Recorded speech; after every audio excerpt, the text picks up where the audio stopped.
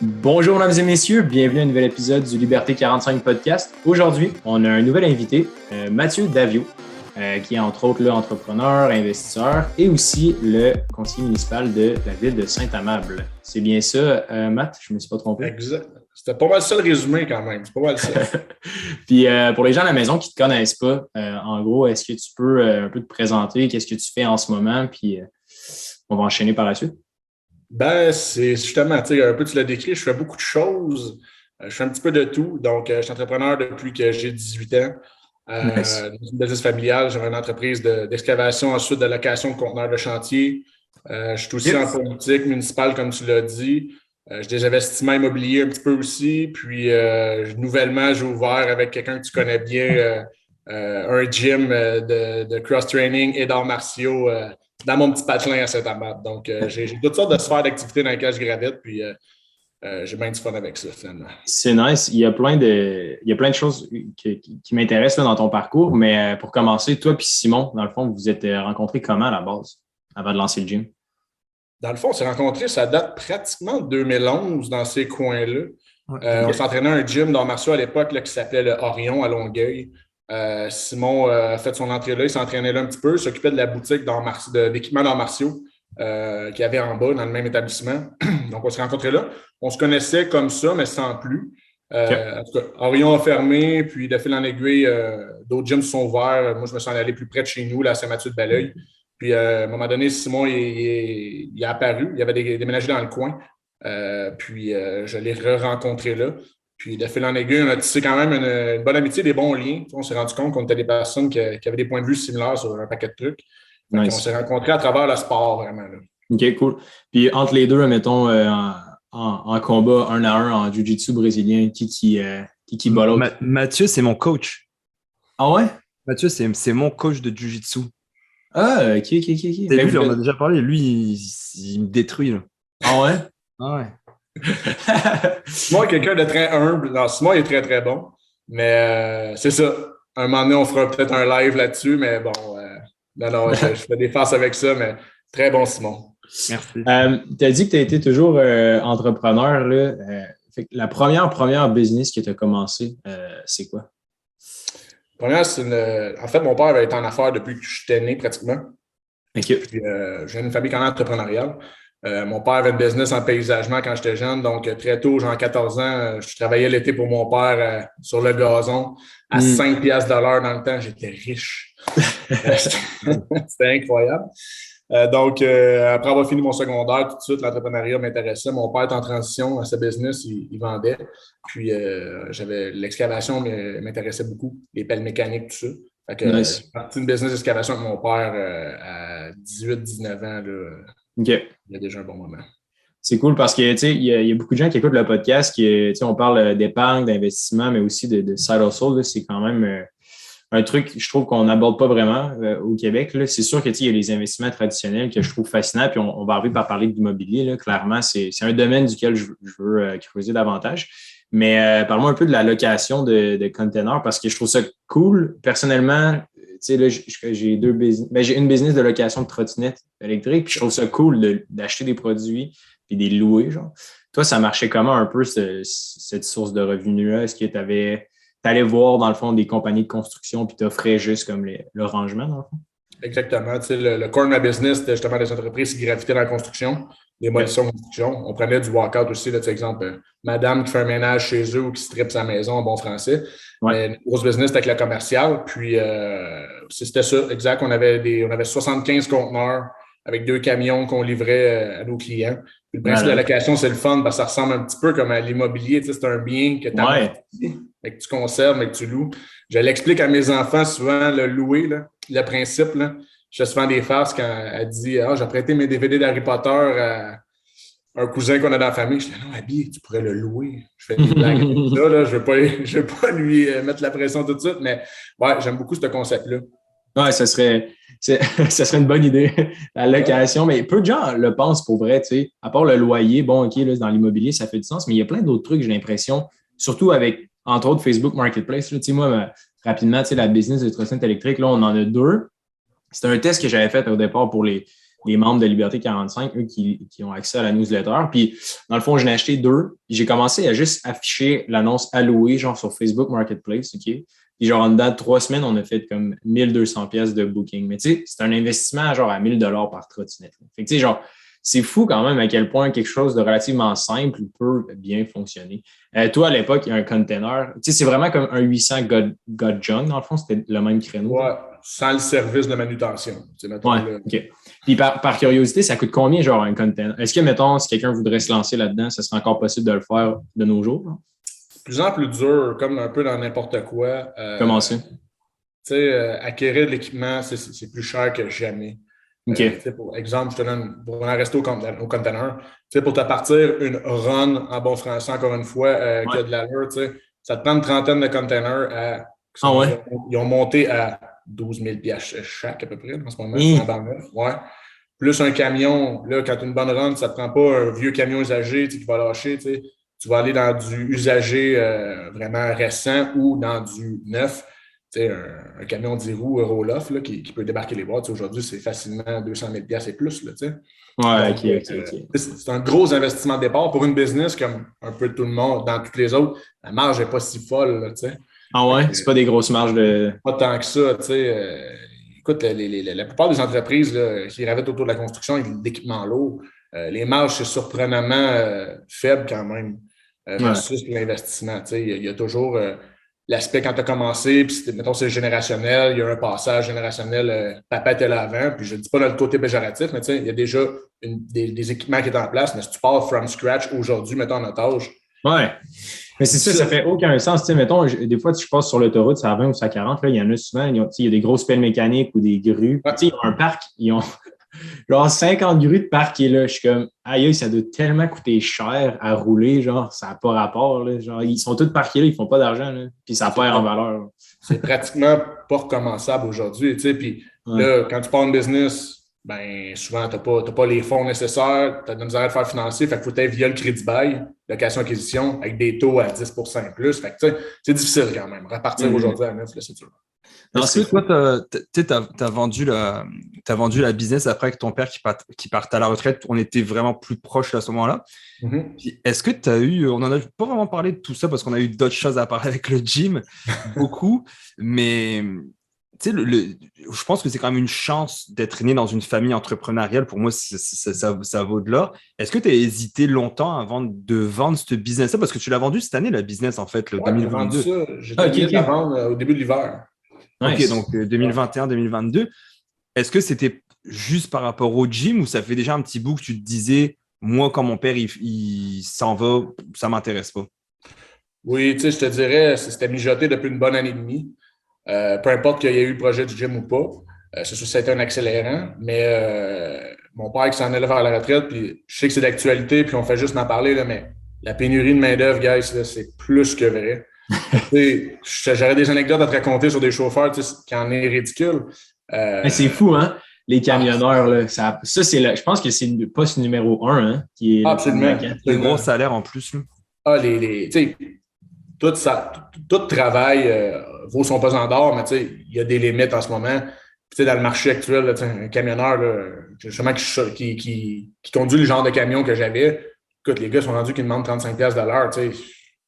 C'est ridicule, c'est déconnecté. Ouais.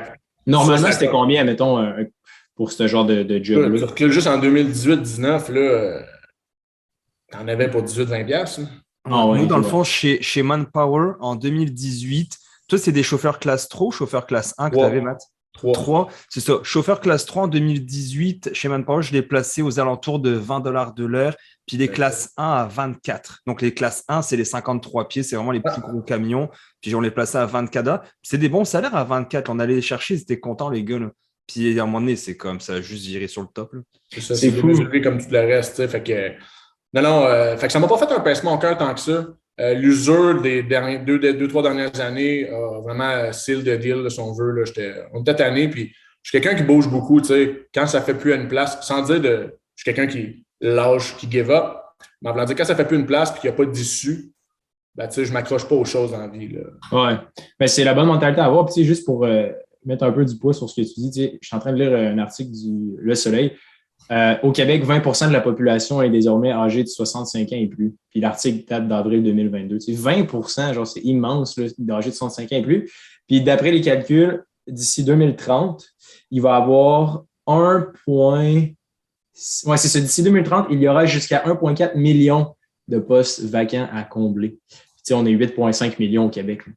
Genre, c'est hallucinant. 1,4 million, pour donner une proportion, c'est le nombre, c'est le code d'écoute d'Occupation Double. Le dimanche soir. Disparaît du jour au lendemain. C'est genre Imagine tout le monde qui écoute Occupation Double disparaît du jour au lendemain. J'en parlais avec d'autres personnes hier, justement, là, puis, parce que c'est le sujet d'actualité, la pénurie de main-d'œuvre et tout. Tu sais, ça me ferait tout ça parce que la crise démographique, dans le fond, c'est ça que c'est. Écoute, je suis en secondaire 4, j'ai toujours été féru de politique. J'ai une famille entrepreneuriale et politique aussi. Puis, ça en parlait déjà. La pénurie de main-d'œuvre, ça va être quelque chose, la démographie inversée et tout.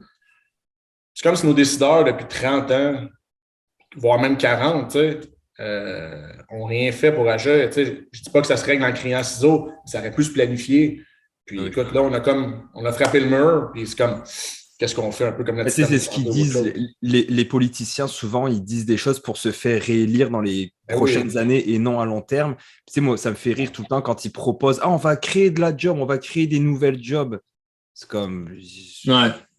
Mais toi, Mathieu, en tant que conseiller municipal, justement, comment tu deals avec ça? Est-ce qu'à Saint-Amable, la population est très âgée ou ça se passe comment là, pour toi? Là? On est une des 3 villes les plus jeunes au Québec. Notre moyenne d'âge à Saint-Amable, c'est 34,5 ans.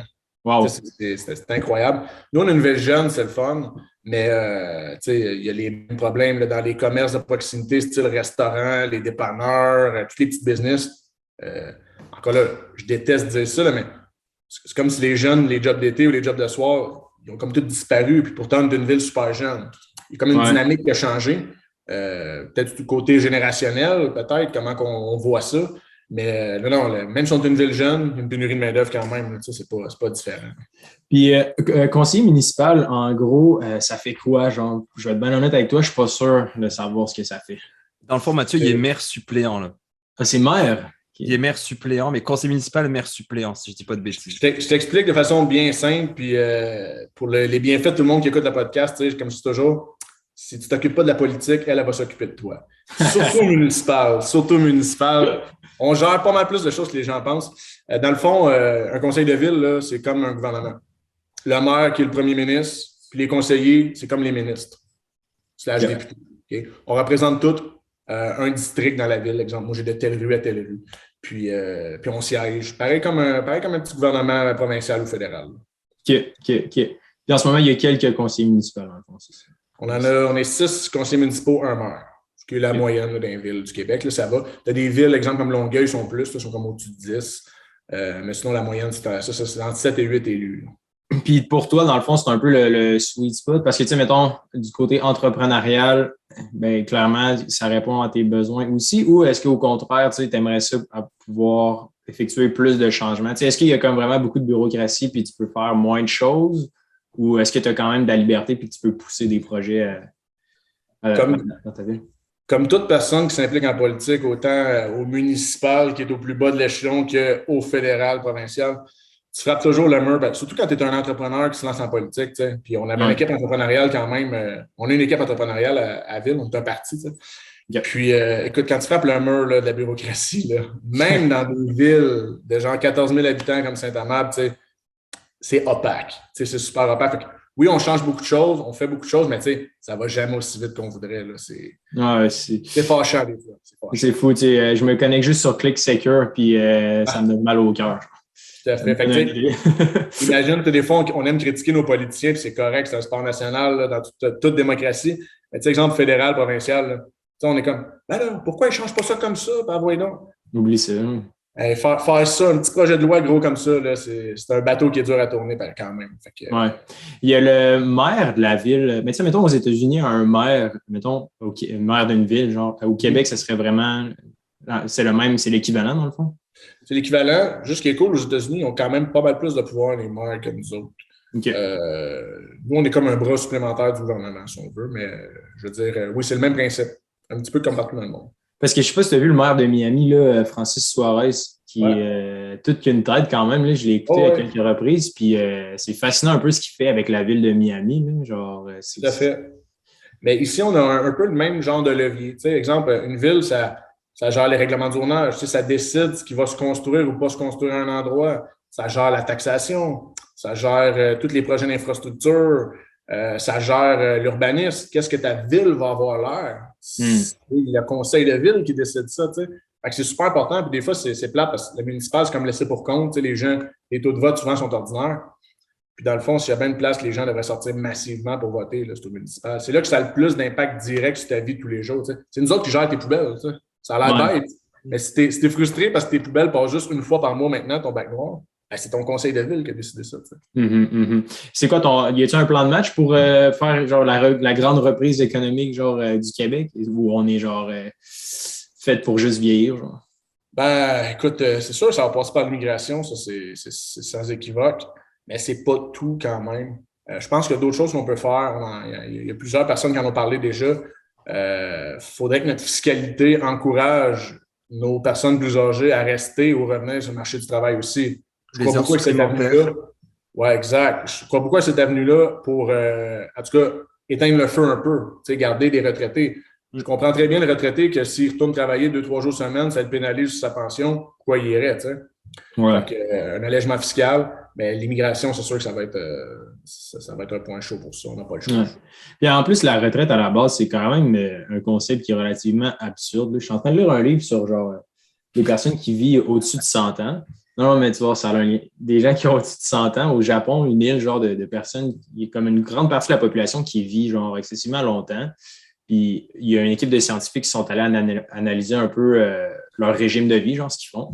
Fait que, quelques trucs qu'ils utilisent, c'est que personne ne prend de retraite là-bas, là, c'est juste de continuer à faire ce qu'on appelle un meaningful work, genre quelque chose qui est utile pour contribuer comme à son groupe, puis genre de faire l'activité physique récurrente, puis de manger genre 80% de ta faim, genre au lieu de comme manger comme en Amérique du Nord où ce qu'on fait juste trop manger. Genre, ouais, c'est ça, exact. Puis je trouve ça bizarre, tu sais, quand même, parce que, je sais pas, la retraite, puis c'est peut-être biaisé ou des données anecdotiques, mais j'ai l'impression que, tu sais, quand t'es retraité, c'est genre, je sais pas, il faut que tu puisses continuer à faire quelque chose. C'est la mort. Ben ouais. Puis tu sais, j'abonde vraiment dans ton sens, là. Écoute, c'est sûr, comme je disais, je viens d'une famille entrepreneuriale. Mon père, tu sais, il a pris sa retraite. C'est bien vite dit, là. Ouais. C'est ça, c'est comme s'il travaillait autant. Mais, tu sais, prendre ta retraite, là, j'ai écouté un politologue, Christian Dufour, récemment, parler de ça. C'était super intéressant le quote qu'il a dit. Il dit, tu sais, Napoléon, là, quand il disait qu'il retraitait, là, c'était pas positif comme terme. Non. C'est comme rendu un milestone. Oh, je prends ma retraite. Hey, c'est pas cool la retraite. Je comprends de changer d'activité, changer de secteur, fine.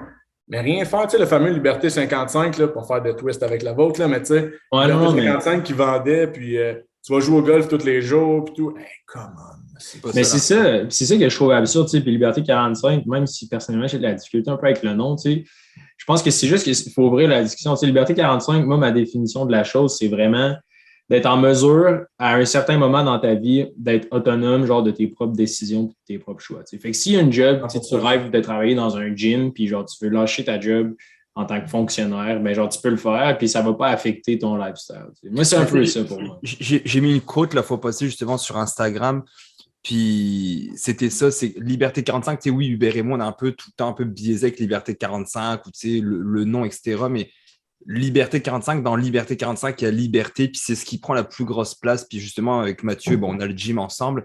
Ben, c'est ça. Tu sais, puis même avant, quand on s'entraînait avant le gym, des fois, on arrivait au gym à 11h avec Mathieu, on parlait, jase. À la fin, on finissait le cours jusqu'à 1h30, 2h en train de jaser de politique.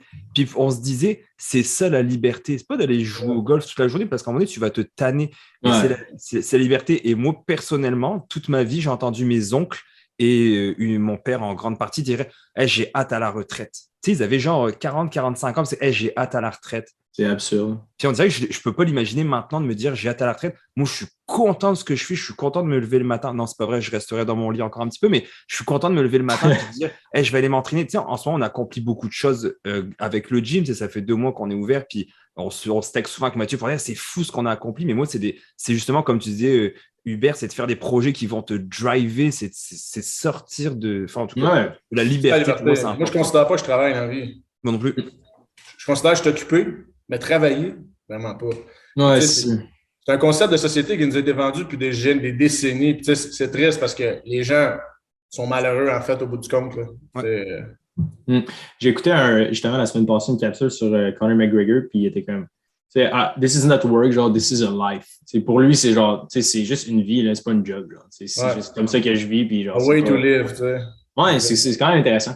Mais on va reparler de votre gym, ça m'intéresse vraiment de voir un peu comment ça se passe. Mais je veux savoir, Matt, avant, comment tu fais pour vendre ta business? Genre, comment ça se passe? Ça m'a toujours intrigué. On en a parlé quelques fois sur le podcast. Je trouve que le reprenariat, l'acquisition d'un side hustle, d'une business pourrait être comme intéressant pour les gens qui écoutent. Ça s'est passé comment, vous, la vente? Est-ce que ça s'est fait facilement ou… Je te dirais, tu as deux types de ventes, OK? Tout dépendant de la business. Tu as justement une business qui peut être rachetée carrément. Tu sais, j'achète les actions de la business. Je te dis quel exemple je pourrais te donner. Moi, j'achète un resto, on va dire. Tu sais, ou un bureau comptable. Un bureau comptable, ça se vend tout le temps. Tu fais ton multiple. Il y a une business récurrente qui est là. Il y a des contrats, des ci, des ça. On détermine un montant, paf, j'achète. Okay? J'achète même le nom, tout.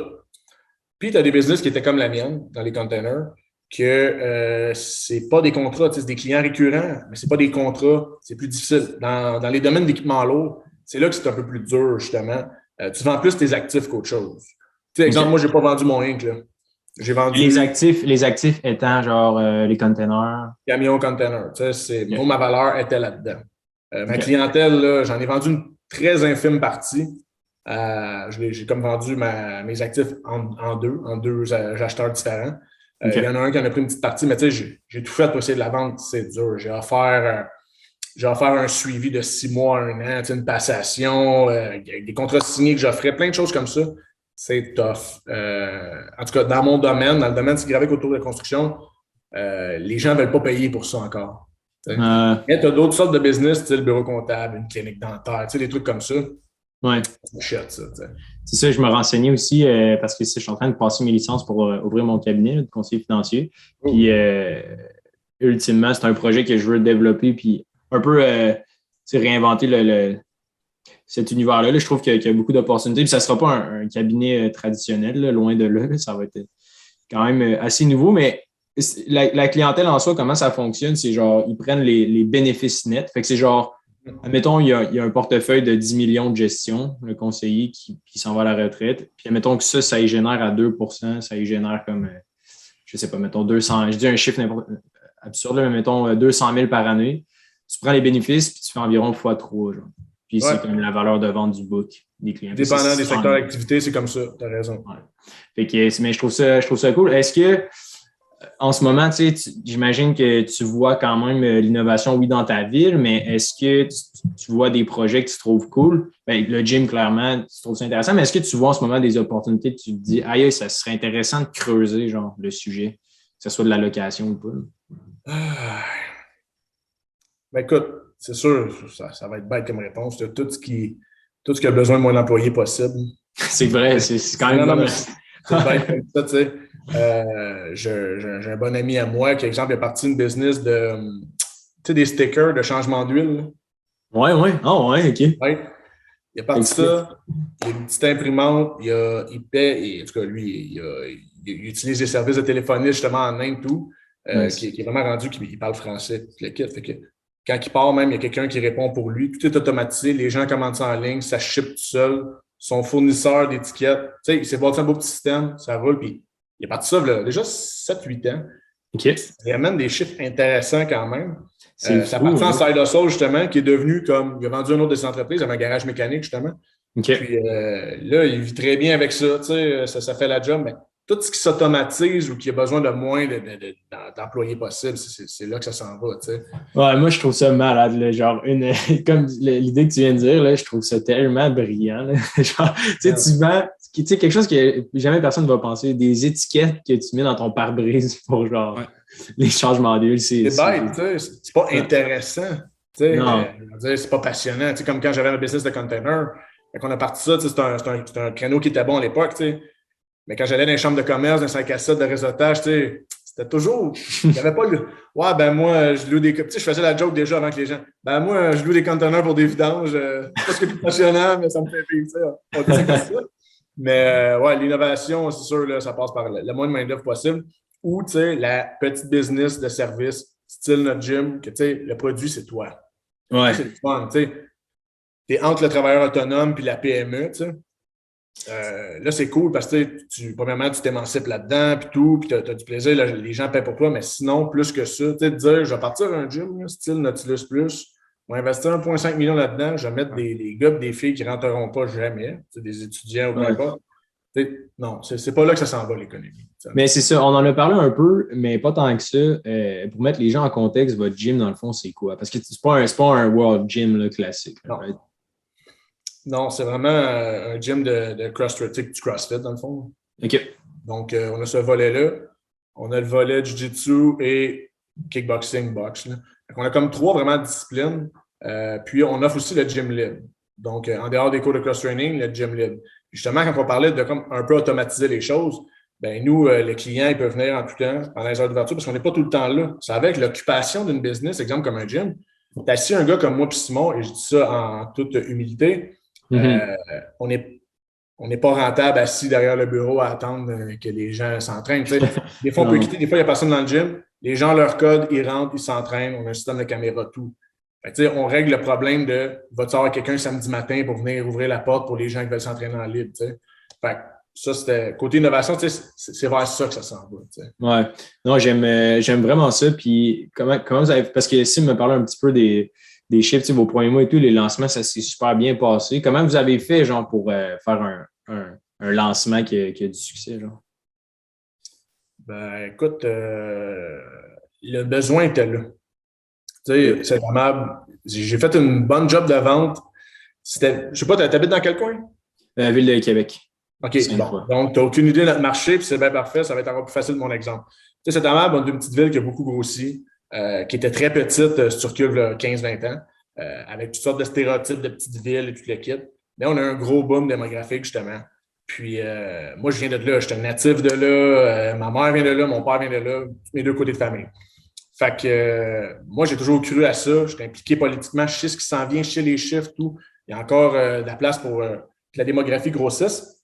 Fait que quand j'ai vendu ça aux gars, hey, les boys, ils ont passé à Saint-Amable. Tu sais, tout le monde qui habite dans le coin, il faut comme non, on va pas à Saint-Amable. Tu sais. Écoute, il y a plein de petits commerces comme ça qu'il n'y a pas encore, dont un gym. On n'a pas de compétiteurs. 34,5 ans de moyenne d'âge. Beaucoup de jeunes familles, évidemment. Donc, on a, à toute fin pratique, notre vraie ouverture, on ne l'a même pas faite encore. On va la faire à la fin du mois d'août pour la rentrée de septembre, là, des gyms. En faisant pas beaucoup de publicité, là, on a rempli le gym déjà. Là, on est comme au moins 4 à 5 mois en avance sur nos chiffres. Ouais. Dans le fond, en gros, là, si je peux te dire ça, Hubert, un de nos objectifs mensuels qu'on voulait faire, on fait 3 fois ce qu'on était supposé faire. Au mois numéro 1, 2, non? Ouais. Le premier mois, il était super bien. Puis on s'était dit, le premier mois, il était extraordinaire. C'est sûr, donc c'était le mois de mai. Et on s'est dit, le mois de juin, il devrait avoir une petite descente parce que c'est normal, c'est en plein mois de juin, ça va être compliqué. Puis finalement, on regardait les chiffres, puis on a encore dépassé de plusieurs milliers de dollars le premier mois qu'on a ouvert pour le mois de juin. Ouais, c'est quand même brillant parce que c'est ça, je m'entraîne dans un gym justement où c'est ça, c'est genre de la boxe puis des trucs de même. Puis je trouve le modèle intéressant, tu sais, d'être un peu libre service, mais en même temps qu'il y a des gens qui peuvent te coacher aussi. Je trouve ça cool. Puis c'est quand même brillant, tu sais, ton idée de juste aller voir la démographique. En plus, c'est des données qui sont publiques. Hein. On peut Tout à fait.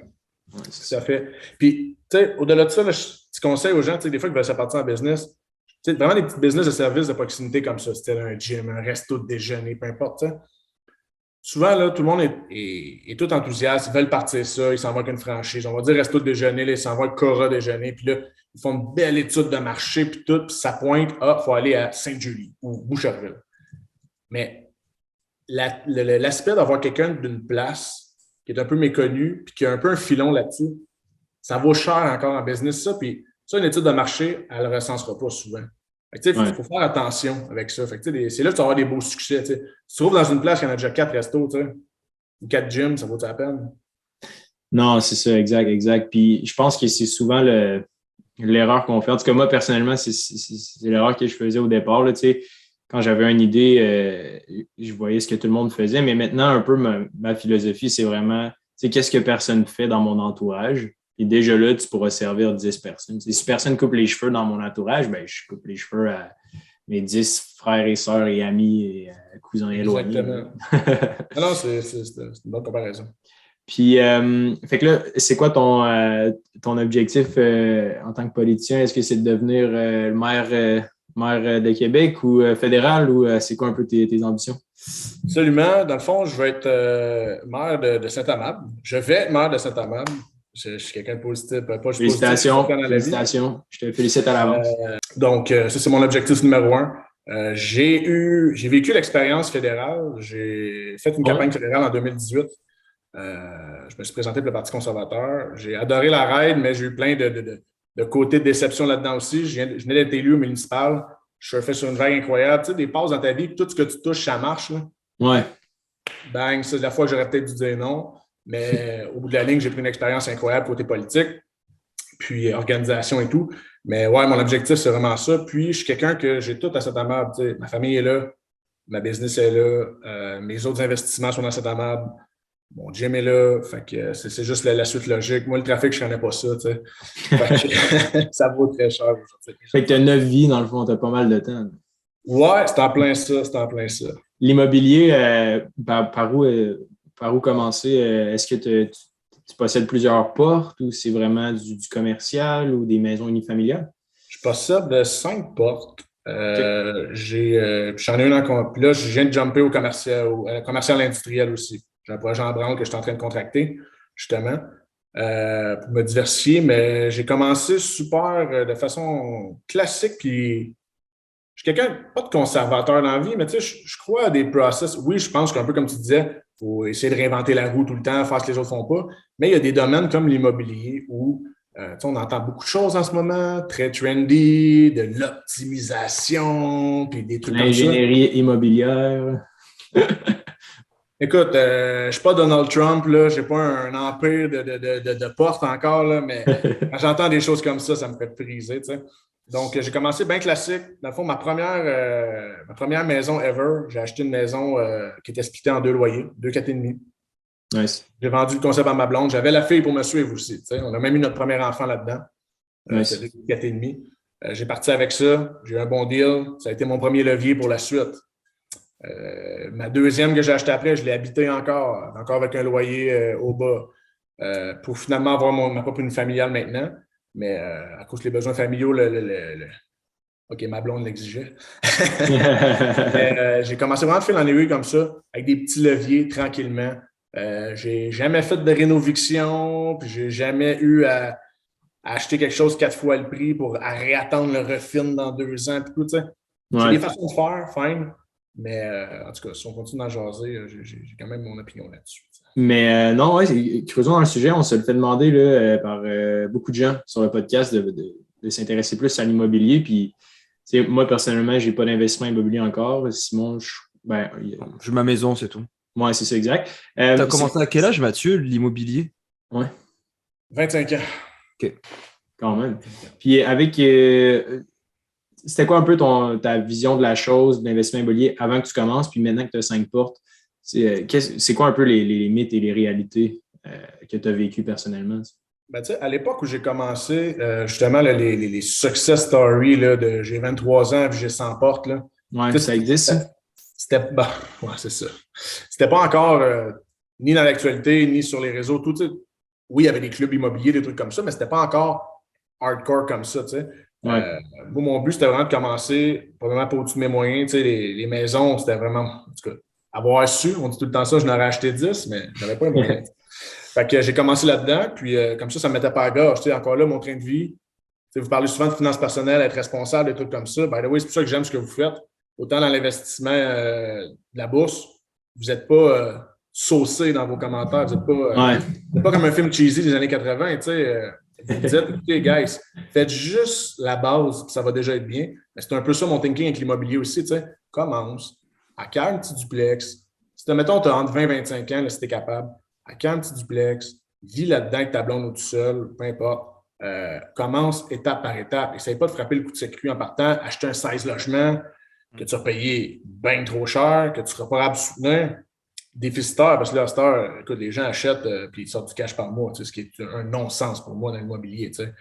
Encore là, j'ai l'air d'un dinosaure en disant ça, puis j'ai juste 35 ans. Mais c'est de commencer step by step, pas essayer de frapper l'home run en partant. Parce que j'ai écouté justement, là, il faut passer quelqu'un sur TikTok, un jeune gars d'immobilier. Je suis retombé sur sa vidéo, puis il disait arrêtez d'acheter des 2 et des 3 logements, ça ne sert à rien, achetez des minimum 5 logements. Puis tu regardes un prix d'un 5 logements, on est quand même proche quasiment du million maintenant dans certaines villes. Donc, je me dis, qui c'est, mettons, nos auditeurs qui aimeraient commencer peut-être à investir en immobilier. Même moi, mettons, on se connaît quand même beaucoup, Mathieu. Hubert aussi, je lui avais dit que j'avais voulu acheter un bloc. J'ai acheté un duplex. Là. Jamais dans 100 ans, je me suis dit, je vais acheter un 5. Pas d'expérience, pas de connaissances, puis je m'en vais acheter un 5 logements. Je préfère faire moins d'argent dans la vie. Là. Je préfère faire moins d'argent puis dormir sur mes 2 oreilles. Il y a toujours un robinet qui coule. Dis-toi ça. Ou une poignée de porte qui ne marche pas, ou une connerie comme ça, ou une locataire qui est un peu corpulente, qui raque toujours la toilette et qui coule. En tout cas, je dis ça, je dis rien. Mais tu comprends, tu as 0 expérience. Moi, je veux un 5 portes et plus. Ouais. Tu vas peut-être déchanter assez rapidement. Ouais, et puis j'ai l'impression d'être un peu biaisé parce que moi, personnellement, mettons, mes parents, il y avait un triplex. Mon père, mettons, il travaillait pour la ville, ma mère était fonctionnaire. Des jobs genre de technicien bien normal, puis son compte de pension, c'était un triplex. Genre. Ouais. Puis c'était quand même loin, c'était genre 45 minutes d'où j'habitais quand j'étais kid. Puis, je sais pas, il était tout le temps parti, genre, là-bas, parce que, genre, il y avait de quoi qui avait pété. Genre, j'étais comme, ça a donc l'air d'être un investissement de merde, genre, quand t'es pas dedans, genre. Il y a eu la course aux portes pendant encore maintenant, j'ai l'impression que ça a été. Je veux le plus de. On dirait que plus t'as de portes, plus t'es big shot, plus tu peux t'acheter ta Lambo. Est-ce que toi, tu as eu ce thinking-là, justement, quand tu étais jeune, quand un peu tout le monde disait moi, je veux plein de portes. Maintenant, justement, tu étais parti dans le commercial, puis tu m'en parles un petit peu de ton expérience là-dedans dans le commercial. C'était quoi, comme Hubert le disait au début, est-ce qu'il y a eu un switch? Comment ça a été ton expérience en immobilier? Il faut toujours s'adapter aussi. On part, écoute, tu m'avais parlé entre 20 et 25 ans. J'en ai toujours voulu. Mon père en avait un. Mon père avait un sixplex, justement, un peu comme toi, Hubert. Son fonds de pension, c'est ça, puis tout. Puis il m'a toujours beaucoup poussé ça. Moi aussi, mon rêve, c'est encore aujourd'hui, c'était d'avoir le plus de portes possible. Mais attendez, il y a une différence entre avoir un beau petit 20 quelques portes puis des affaires pas d'allure comme 300 portes. Ouais. Encore là, même entre 20 et 25 ans, je ne rêvais pas d'avoir 100 portes à 30 ans. Il faut être réaliste aussi. Puis, il faut que tu t'adaptes à ce que c'est. Du moment que moi, j'ai commencé en 2013 à aujourd'hui, mon thinking a changé. Mon dernier investissement, justement, comme Simon le disait, je suis en train de construire une bâtisse locative de 4 portes de 2000 pieds carrés. OK, nice. Pour des commerces, des petits commerces, dans le fond. Oui, exact. Justement, je vais avoir un gars qui installe du granit là-dedans, une entreprise de ventilation, puis un autre truc. Donc, pour me diversifier, justement, parce que c'est plus facile non plus, l'immobilier résidentiel. La régie, là, tout ce que vous entendez, là, c'est vrai, c'est un mess. Comme quoi, par exemple? As-tu des exemples tangibles? Écoute, c'est drôle parce que si on aurait, mettons, sur le même podcast, moi qui est propriétaire versus un locataire, on aurait complètement le discours opposé. Ouais. Dans la vie, la réponse trouve au milieu. Fine. Mais je suis capable de faire la part des choses, mais en ce moment, c'est n'importe quoi. L'augmentation des loyers que tu ne peux pas faire, c'est correct que tu ne puisses pas augmenter le loyer à ta guise. Ça n'aurait pas de sens. Il faut protéger les gens, c'est un besoin essentiel. Mais moi, je refais une toilette dans un de mes loyers qui, aujourd'hui, me coûte au moins 10 000 $ si je la fais. C'est moi et mon père qu'on la refait un samedi, puis dans le fond, que je bypasse les règles que je n'ai pas fait d'entrepreneur certifié. Techniquement, je n'ai même pas le droit, mais on fait ça. Je la fais, ça me coûte 10 000 $. J'ai le droit d'augmenter mon locataire de genre 15-20 $, même pas par année. C'est déconnecté. Puis du temps que je vais l'avoir amorti, je vais l'avoir fait encore 2 fois. Il y a ça. Les mauvais payeurs, j'ai eu une expérience à date, il y a 2 ans, un couple de jeunes. Ça a bien tourné. La PCU m'a sauvé. C'est drôle, guys, hein? J'ai appliqué sa PCU. Je disais, hey, appliquer sa PCU, la pandémie arrivait. C'était rendu qu'il me devrait presque 3 000 $. Puis tu peux rien faire. Là. Tu peux pas dire, OK, je vide le loyer, puis bye dehors. Donc, un peu tout ça se complexifie. Puis, écoute, avec la crise du logement, attendez-vous, guys, le gouvernement va serrer encore plus contre les propriétaires. Je ne suis pas optimiste. Par contre, au commercial, c'est différent. C'est le libre marché. On a des beaux commerciaux, soit, mais qui ne sont pas assujettis à la régie du logement. Donc, moi, exemple, dans mon bail commercial, monsieur ne paie pas pendant 2 mois, ben, le lendemain du 2e mois, la serrure est changée, son stock est dehors, bonsoir. Là. Tu comprends? Ouais. C'est pas si arbitraire que ça, mais tu comprends l'image. Fait que, rien n'est parfait, mais je tends à ça avec le temps. Moi, puis, est-ce que tu investis en bourse aussi activement en ce moment? Ou... Absolument pas, les boys. Ça, c'est l'ironie. Simon, je l'écoute beaucoup là-dessus, toi aussi d'ailleurs. J'ai commencé un petit peu, je te dirais, dans la pandémie, là, que c'était la mode, là, pratiquement. Ouais, c'est fou, hein, comment ça a gagné en popularité. Là. Ouais. Exact. Mais je suis quelqu'un, justement, du fait que, tu sais, je suis très plugué dans mon milieu pour les deals, autant de terrain que de maison, que de n'importe quoi qui arrive. Je me dois toujours d'être super liquide. Fait que, à part, tu sais, un petit 5-10 sur le side, là, qui est à la bourse, là, je ne peux pas me permettre d'avoir mes liquidités à la bourse pour ce que je fais, parce que moi, c'est ma recette à moi. Mais si je n'étais pas dans l'IMO, définitivement que j'irais dans une stratégie de ce type-là. T'sais. Avec le temps, mon défi, c'est justement de me diversifier. Mais là, pour l'instant, je me diversifie dans l'immobilier. C'est parfait. Il n'y a pas de tu sais, on crée un faux débat entre guillemets, dans le sens que c'est juste 2 idées, 2 véhicules. Là, je veux dire, il y a quelques façons d'investir, puis il n'y en a pas une qui est nécessairement meilleure que l'autre. Mais c'est quoi, d'après toi, mettons, c'est pourquoi, mettons, tu as choisi l'immobilier versus la bourse, clairement, ta profession, puis d'où ce que tu viens, on comprend que tu as un edge, mais en général, c'est quoi un peu les questionnements, mettons, qui revient pour toi, ou peut-être les gens autour de toi? Parce que, tu sais, moi et Simon, j'ai ici, on ne veut pas créer non plus ce qu'on appelle une echo chamber. Là. Moi et Simon, on dit des affaires, puis on dit « Ah ouais, je suis vraiment d'accord avec toi », mais tu sais, c'est totalement biaisé par 2 personnes qui ont genre leur majorité de leur network en investissement, oui, dans des business, mais aussi en bourse. Tu sais. Fait que toi, mettons, c'est quoi ce qui fait en sorte que tu es genre, ou la bourse, je ne suis pas sûr. Tu sais. Mettons, hypothétiquement, pardon. J'aime l'aspect tangible de l'immobilier. Tu sais, c'est très tangible. C'est des briques, du bois, de l'asphalte. Tu sais, je peux y toucher. C'est ce que j'aime beaucoup. Par contre, ce que j'ai envie de votre domaine, votre créneau plutôt, c'est beaucoup moins occupant. Je ne dis pas à moins que tu fasses du day trading, là, mais sinon, le type d'investisseur que Simon est, toi, je ne sais pas, mais il investit, il se tient toujours au courant, il regarde ça, mais c'est rarement à minuit, il va recevoir un appel parce que la toilette est déplacée, puis tu comprends? Il y a ça que j'ai envie, parce que, mettons, quand ça va vraiment bien, les investissements en bourse que je tends à voir, c'est justement l'effet boule de neige. Tu fais de l'argent quand tu dors, comme on dit. J'en fais aussi en immobilier, by the way. Mais des fois, je la work physiquement un peu plus, mais j'aime beaucoup cet aspect tangible-là. J'ai plus personnellement l'impression d'avoir les mains sur le volant. Ouais. C'est ça. Puis, à date, ça m'a pratiquement toujours souri. Mon projet commercial industriel en ce moment, c'est un gros step, je te dirais. Je suis déjà dans le dépensement de coûts, puis tout. Une chance que je l'ai fait avec des bons partners, je l'ai fait responsable. Mais, je veux dire, j'ai toujours l'impression d'être en contrôle. Oui. Puis, est-ce que c'est quoi le rendement que vous visez à peu près? Je suis vraiment genre nouveau dans le domaine immobilier. Là. C'est quoi le rendement que vous visez par année à peu près? J'imagine que ça dépend de combien de portes et tout, mais est-ce que tu disais, mettons, 10 par année, la valeur nette de mon parc immobilier, c'est à peu près de ça que ça va grossir? Parce que tu as le rendement de la valeur de l'immeuble, mais tu as aussi, mettons, le cash flow qui est généré par les loyers. C'est quoi à peu près que tu vises comme retour sur investissement en immobilier par année?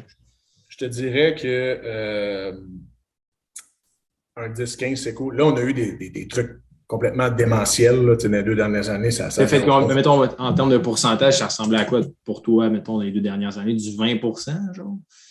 Écoute, plus que ça. Là, écoute, ma dernière acquisition, je l'ai acquis à 245 000 OK. En 2017. Elle vaut 500 maintenant. Hey! J'ai rien mis dedans. Zéro, là. J'ai pas changé, j'ai rien fait, là. Mais comment ça, elle le boom immobilier. Autant? Okay. Le boom immobilier, carrément, juste ça. Puis écoute, quand je l'ai acheté à 2,45 à l'époque, j'étais comme, il me semble qu'elle est chère. Tu sais. Tu as fait du 50%. En 2 ans que ça a monté à 500 000? Je te dirais, je l'ai acheté en 2017. Fait que, mettons, prendre la pandémie, là, elle avait pratiquement pas pris de valeur. Elle devait être rendue, j'ai payé 2,45. Mettons, en 2020, début 2020, elle était peut-être rendue à quoi? 2,60, 2,70, tu sais. Puis elle a comme doublé, one shot, à cause de la pandémie. Mais ça, c'est anecdotique. Ouais. Sur une vie, ça va t'arriver peut-être une fois. Fait que, je pense que ce qui est dommage en ce moment, c'est que les gens prennent ça pour du cash. Les gens se lancent en pensant que c'est ça. Non, l'immobilier, un beau 10% par année. Moi, je suis chill pour le restant de mes jours. Là. Puis tu as deux types. Tu sais, c'est vraiment. On peut faire beaucoup de parallèles entre l'immobilier et la bourse. Tu as deux types d'investisseurs en bourse. Tu as des day traders, tu as des gens qui aiment garder leurs actions. C'est un peu la même chose. Nous, tu as des gens qui aiment ça flipper, garder, vendre, acheter. Ils ont une petite plus-value, tac, ils revendent tout de suite. Moi, excuse le bon français québécois, j'étais un gardeur. Ouais. Moi, un vieux sage à l'époque m'a dit, un vieux sage qui n'est pas vieux, là, c'est mon mentor, justement Stéphane, le maître de la il m'avait dit, tu sais, les gars qui gardent en IMO, c'est les gars qui gagnent. Puis dans mon entourage, j'ai plein d'exemples comme ça. Je dis pas, comme exemple, je pourrais en ce moment, en liquider un de mes duplex, je fais le double, t'imagines? Je cache 250 000 $, c'est incroyable. Mais je sais que dans 5 ans, je m'en mords les doigts. Ouais. Puis dans 5 ans, son pouvoir d'achat va encore augmenter, mon équité dessus. J'aime beaucoup ça comme ça. Puis on vit beaucoup à une époque que j'ai-tu besoin de 250 000 dans mon compte? Si c'est pour boomer autre chose, fine. Mais sinon, j'aime mieux rester assis sur, justement, c'est tangible, je suis assis dessus. La patience. Comment? La patience, exactement. Exactement, tu sais.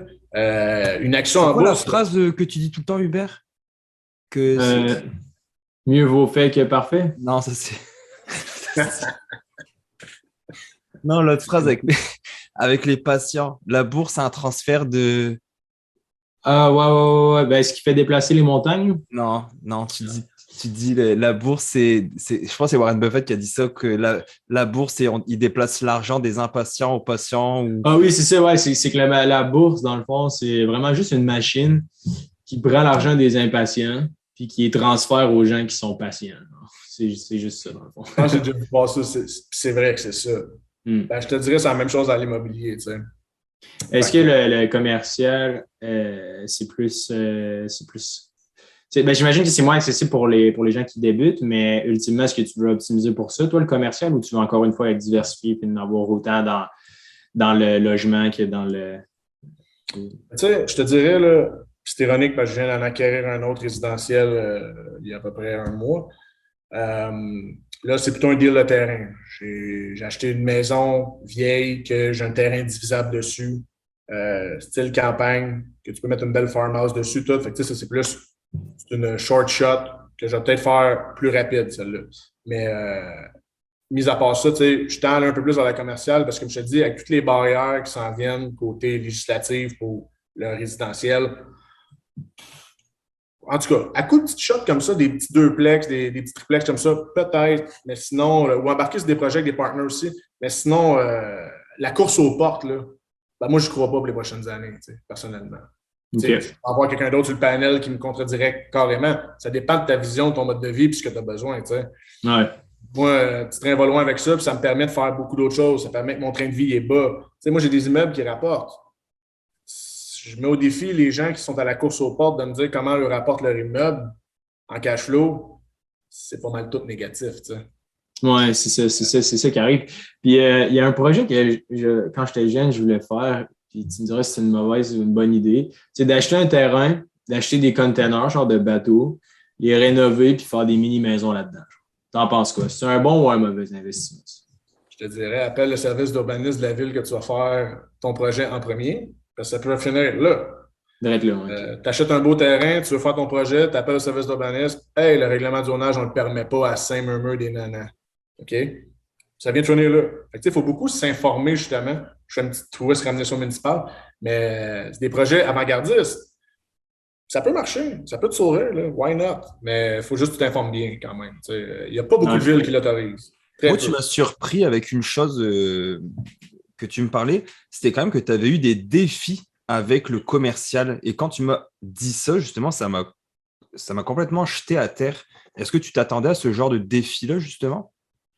Tu parles au niveau de ma construction actuelle? Ouais, la bâtisse commerciale. Absolument. Tu sais, très humblement, c'est la première que je construis. Tu sais, on s'est mis, on est 3 partenaires dessus.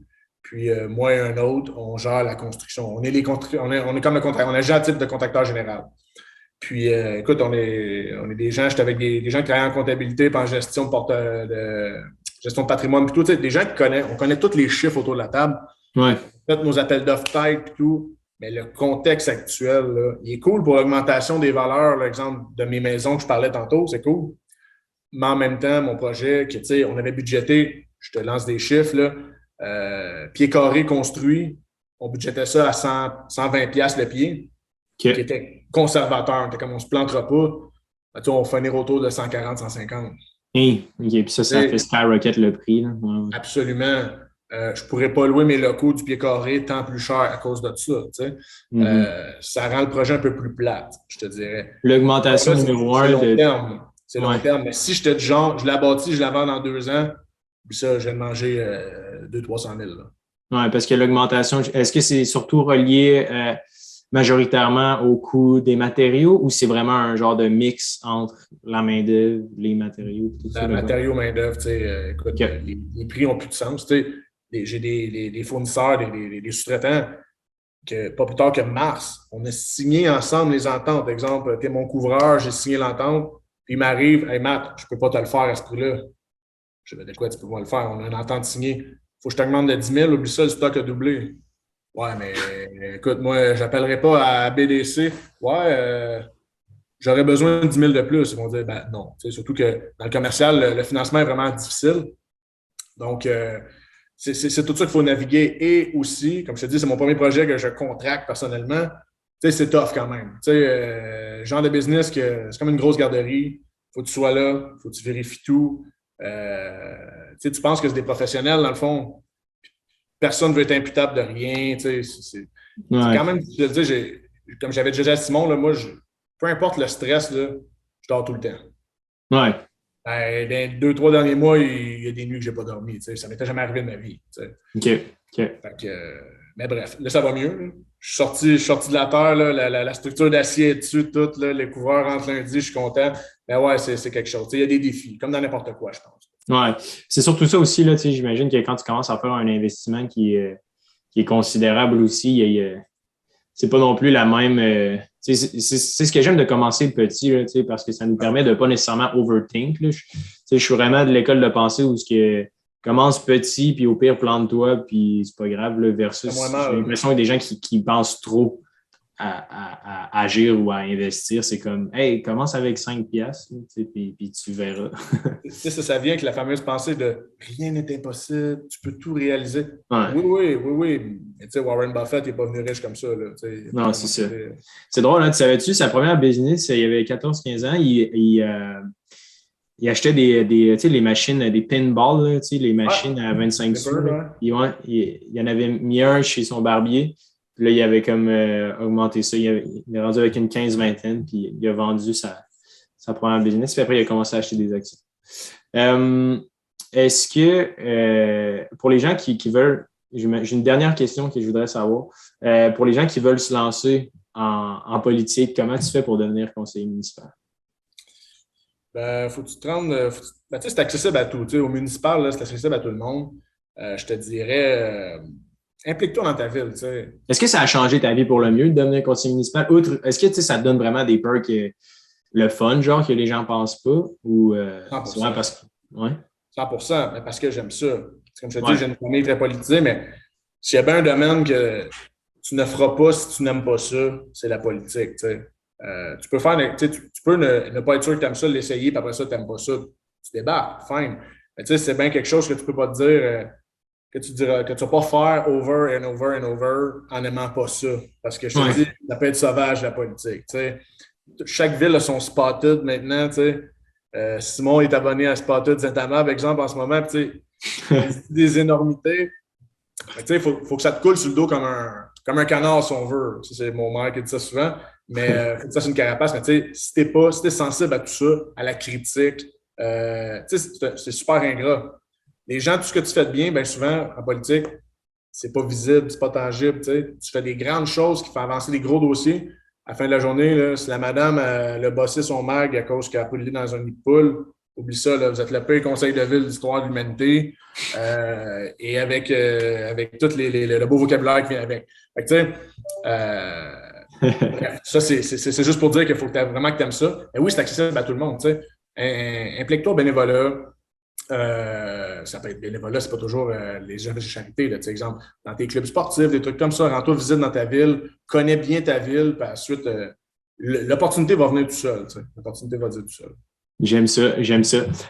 Si les gens ont des questions pour toi, où est-ce qu'ils peuvent te contacter? Tu as ta page Facebook, Mathieu Davio? Right? Oui, j'ai ma page Facebook. J'ai ma page Facebook de conseiller municipal aussi, qui est Mathieu Davio, conseiller municipal.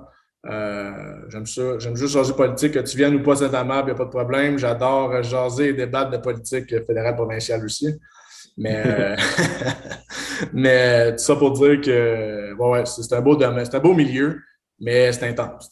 C'est comme tout. Puis tu as toujours sur un siège éjectable. Tout le temps, tout le temps, tout le temps. Ah, c'est pas de mandat précis, genre? Le moment que tu es élu, tu as 4 ans. Le buzzer commence. C'est des mandats de 4 ans. Okay. Donc, puis les gens vont toujours t'élire sur ce que tu promets, pas ce que tu as fait. Ça aussi, c'est autre chose. Il faut toujours que tu te renouvelles tout en étant responsable pour ta communauté. C'est des beaux enjeux, mais j'adore ça. Merci énormément pour ton temps. Pour les gens qui ont des questions, vous pouvez aller aussi sur liberté45.com. En bas à droite, il y a un petit chat, puis ça va me faire plaisir là, de jaser avec vous et d'y répondre.